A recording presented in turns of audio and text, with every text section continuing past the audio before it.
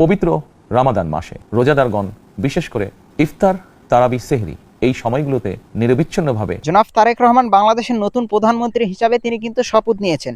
আর শপথ নেওয়ার পরেই তিনি কিন্তু পবিত্র রমজান উপলক্ষে অর্থাৎ পবিত্র রমজান মাসে নিরবিচ্ছিন্ন বিদ্যুৎ অর্থাৎ ইফতার, সেহরি এবং তারাবিতে যেন বিদ্যুতের লোডশেডিং না হয় তিনি তাদের সঙ্গে কথা বলেছেন এবং আরও দেশবাসীর উদ্দেশ্যে বলেছেন যে অফিস থেকে শুরু করে আপনার বাড়ি সব জায়গাতেই অপচয় না করার জন্য তিনি কিন্তু বিনীত অনুরোধ জানিয়েছেন। তিনি বলেছেন যে আমরা বিদ্যুৎ অপচয় করব না, গ্যাস অপচয় করব না, পানি অপচয় করব না।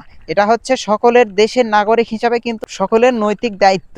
বিস্তারিত দেখুন প্রতিবেদনের বাকি অংশে। পবিত্র রামাদান মাসে রোজাদারগণ বিশেষ করে ইফতার, তারাবি, সেহরি এই সময়গুলোতে নিরবিচ্ছিন্নভাবে গ্যাস, পানি ও বিদ্যুৎ সরবরাহ পেতে চান। এই বিষয়টি নিশ্চিত করতে এরই মধ্যে আমি সংশ্লিষ্ট কর্তৃপক্ষকে নির্দেশনা দিয়েছি। অপচয় রোধ করে কৃচ্ছতা সাধন প্রতিটি মুসলমানের ইমানি দায়িত্ব। অফিস আদালতে বিনা প্রয়োজনে কিংবা প্রয়োজনের অতিরিক্ত গ্যাস, বিদ্যুৎ, পানি খরচের ব্যাপারে সচেতনতা অবলম্বন করাও ইবাদতেরই অংশ বলেই আমি মনে করি। দেশের সকল সরকারি, বেসরকারি কর্মকর্তা, কর্মচারী এবং জনসাধারণের প্রতি কৃচ্ছতা সাধনের আহ্বান জানানোর পরবর্তী নিউজ ভিডিও দেখার আমন্ত্রণ জানিয়ে বিদায় নিচ্ছি। Mustakin Hasan, BTN fire reaction.